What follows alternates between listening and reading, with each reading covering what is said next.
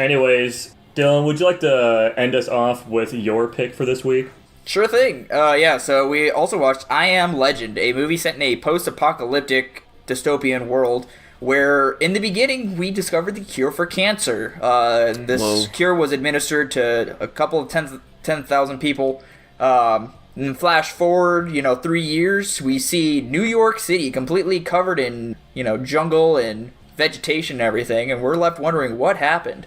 And it's not until about, 30-ish minutes into the movie we're introduced to these humanoid creatures that definitely act like animals, are very savage, almost gave, when I first watched this movie, like a vampire zombie-esque feeling to them. So it just turns out that this, cure for cancer turned everybody into, mindless superhumans that reverted back to their primal state. So it's really about this main guy, Will Smith. I don't remember his name in the movie.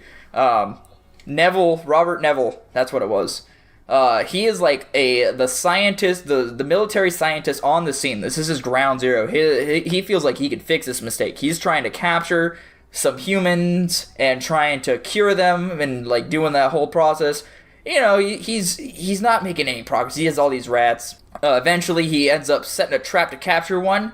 This one alpha guy sees it and he's like, oh, I don't like that very much. So he sets up a trap for Robert. He ends up getting himself captured. The alpha guy releases some dogs. The dogs get his dog. It's a very sad scene. This dude literally needs to strangle his dog to death. This scene made me cry every time except for this time for some reason.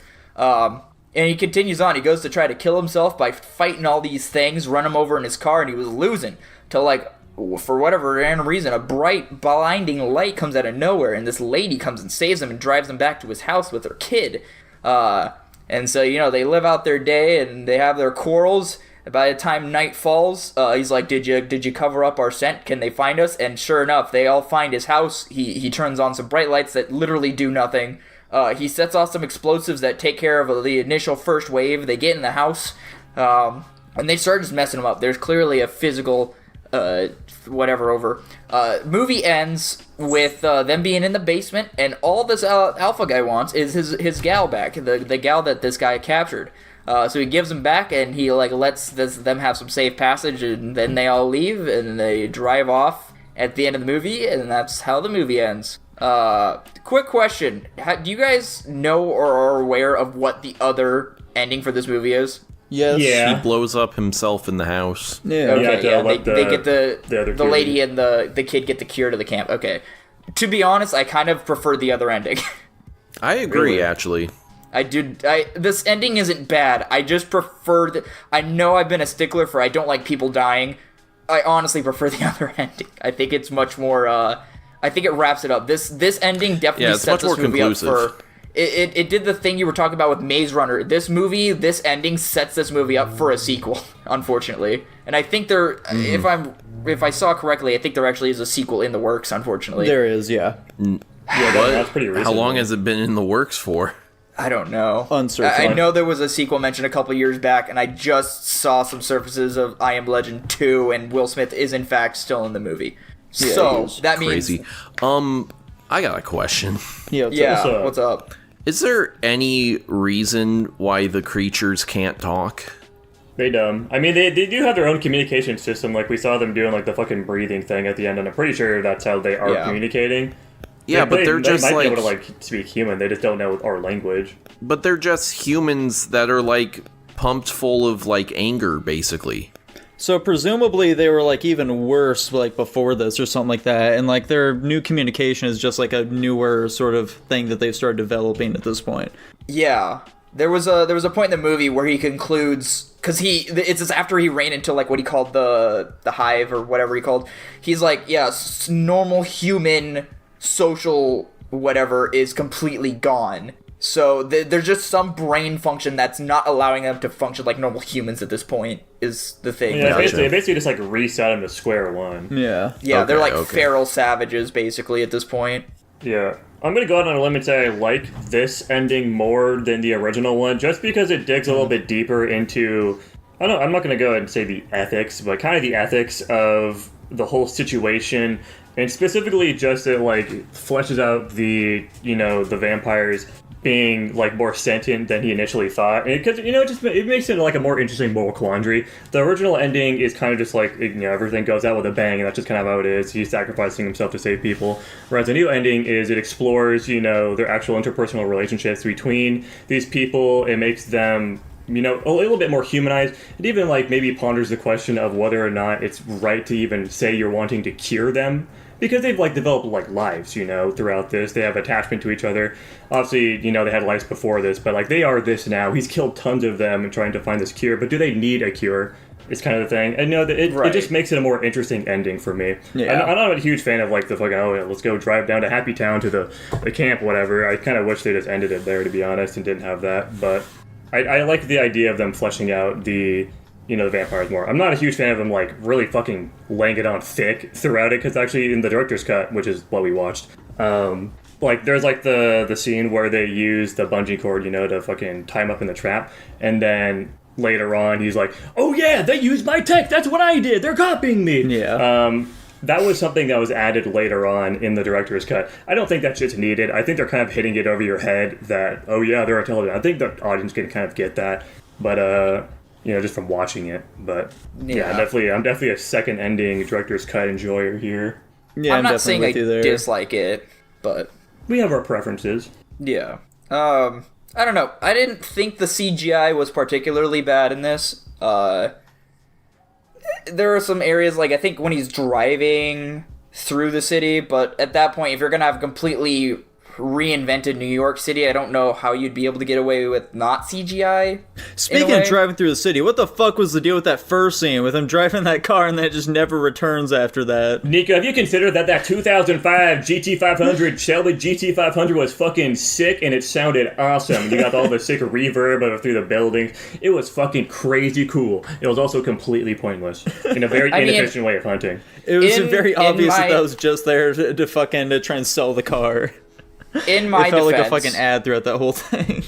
In my defense of this movie, later on we do see him just kind of exploiting the city for his own benefit. He's clearly just going around and getting food, movies, just taking... Because, there's nobody around. He's convinced everybody's dead. He has this mindset that he's the last human alive on this planet. So him taking this car and driving it is just like, I want to drive this car. There's nobody around. Nobody's going to stop me. I just need a car to drive. So that's my take on that particular Why portion. try hunting in it though? He's all he's doing is just scaring them away, and by the time he can't accurately shoot from the car, and by the time he gets out of the car to actually try to take a shot at some of these deer, they're long gone at that point. What the fuck is he trying to hunt there? Why not just have it be some cool scene where he's just driving around in the city wasting some fucking time? He is a little mentally insane, unfortunately, as well. I also chalk it up to that. That is a fair excuse. He is fucking crazy. I will say, in addition to that, it's weird because his dog was and was not the tether to his sanity. Because his dog was keeping him sane in a way because he had somebody there, he had companionship. But when the dog died, I think the tether to his quote-unquote reality was severed, because then he acknowledges that the mannequins aren't actually real people. And I think that also helps with the whole mannequin being moved and him getting captured thing. But, you guys see what I'm saying? Whereas, dog was and was not a tether to reality for him. Does that make sense? I think it was definitely, the last breaking point he had. Because it was the only thing he had left. It was the only thing that was, actually making him want to, live in this world. So once the dog died, he didn't really have any reason to, care for anything at that point anymore. Did it make you cry? No. It was very sad, though. I think the acting was pretty well done, too. I think he had a... Overall, I don't really normally think of Will Smith as a good actor, mostly because I don't watch a lot of Will Smith movies. But I feel like Will Smith seems like the type of character that would be a good actor. But he seems like he's an amazing actor. In Jackson's defense, while we were watching this movie, he asked me if this was Will Smith's breakout role. No. I think we've had this discussion because I think Tanner got up on me about not watching Pursuit of Happiness. Maybe. Or maybe that was somebody else. Have you still not seen that one? No, I have not. Is it on it's your on list? his list, though. Don't worry.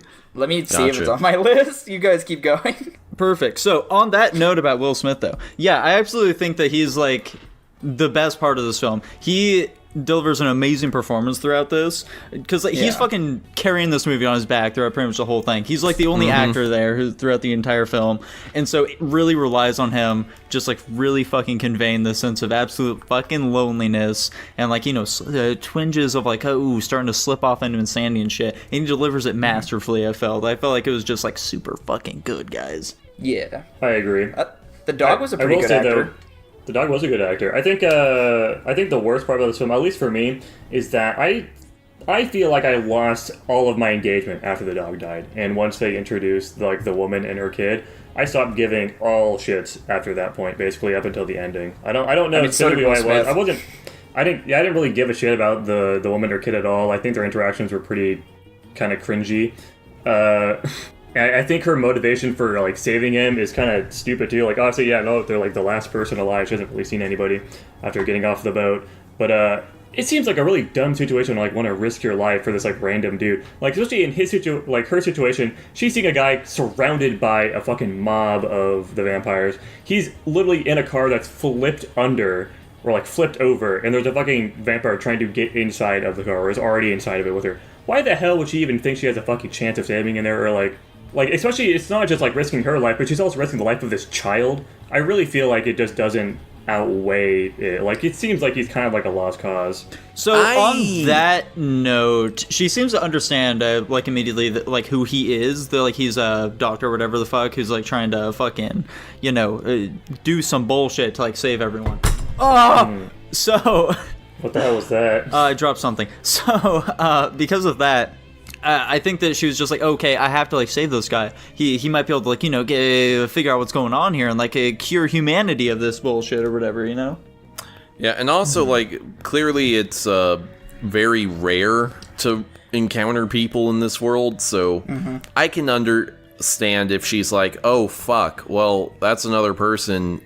We don't really have almost any of those, so I should probably do something. Her whole shtick is that she's just trying to get to this camp that she's heard about where there's supposed to be, like, a ton of people, hypothetically. I don't know why she would put all her eggs in the basket of, like, risking her life and this child to save one dude who she doesn't even know if it's the doctor. It could be somebody completely different. She's, like, risking her life and this child when she knows there's, you know, or she thinks that there's, like, this camp of people. It seems way too risky for her. This isn't that big of a complaint, though. I don't really care that much. Right, yeah.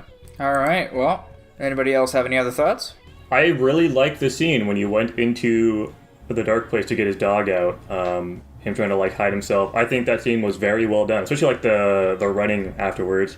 That was very engaging. I think this movie's first half is really solid and well done overall. Big fan. Yeah, absolutely. Did it give anybody Last of Us vibes as far as the environment and everything goes? A little bit. Because it's a dilapidated city? This movie did make me add... So this is the third movie that's adapted the I Am Legend novel, and this actually did make me add the other two movies to my list as well. How old is that novel? It's like from the 1950s. Yeah, it's old as fuck. Jeez. It's also very different. What sucks, too, is I watched a few reviews of this movie just because I was curious what other people thought about it, per usual. And... what's unfortunate about it is that basically every single review is predicated on comparing it to the novel, which is stupid. Because I was going to say, I don't think that's fair at all. No. The whole point is that they're separate things. Like, I mean, I kind of see the comparison because it literally steals the name of the novel, but these are obviously two very different identities. Like, they don't even take place in the same fucking setting. So I don't see why they feel the need to compare them so much, which sucks because I want to see some reviews, but all the reviews are just entirely focused around comparing it to the pros and cons of the novel. Yeah, that was a similar thing that I ran into. Everyone's just like, it's just not like the book, you know? The book is so good, guys. Like, the ending for the book, have you guys heard of the ending for this book? It's crazy. It's like a really iconic ending. It just doesn't do that, though, and I don't like that. And then everybody in the comments is like, yeah, the book's so fucking boring, except for the ending. The ending's awesome and it blows your mind, but everything else sucks. Anyways, this might be a controversial take. I really liked the start of the movie, but I was not a huge fan of the second half of it. It like immediately lost all of my interest in it. I gave this movie a B-. Okay. Here's my thing. It's Will Smith giving an excellent performance in a really just unremarkable story, frankly. I think I found this one pretty boring Not gonna lie. And for the CGI, it's kind of bad. It's pretty rough. I will say, the only thing that's bad that I think can actually be held against this movie, taking into the time it was made, is how they do with the monsters, how wide their fucking mouths can open. That's going to look weird and unnatural no matter how good the CGI is, so they shouldn't have done that. Yeah. I think should have cut out all those scenes of the fucking lions walking around because they look so goddamn fake. It was so bad. Yeah, that was pretty silly too. I'm giving this one a C. All right. Dude, you gave the same rank for all 3 movies this week. You said the movies this week were mid, and you gave them all C's. I honestly was yeah. expecting this, to be completely fair. Nico? No, Dylan, you go first. I want to hear what you're thinking for this one. I mean, you heard all my thoughts on this movie. I think this is a B. I think it was really good. I thought it was engaging, like Jackson said. The CGI is a little rough. Will Smith definitely did a lot for this movie. It slowed down like a ton, though. It changed pace and it changed tones very quickly halfway through the movie. But I don't think it's a bad movie, and I still think it's kind of what I remember from when I was younger. So yeah, I'm going to give it a solid B. Yeah, I gotta say, I'm a little shocked by just how negative you guys are about this one. I thought it was pretty decent overall. I'm gonna give it a B+. I mean, I don't think how negative we are reflecting on the fact that you gave it a half step above me is that bad. That was more so for Tanner and Jackson. Ah, gotcha. I think you're underestimating how much I dislike the second half of this film. Yeah. Mostly just because I really like the first half, and then the second half kind of taints that, because I was like, they threw away a lot of the things that I thought were really cool about the first half. That's just fair. For this stupid fucking character drama I don't give a shit about. Anyways, that marks it at a B-. So I was right. It is, in fact, the best movie we watched this week at B-. And I don't think that would be it. much of a shocker, though. No, I was really banking on maybe Tanner really liking Sophie's Choice for some reason.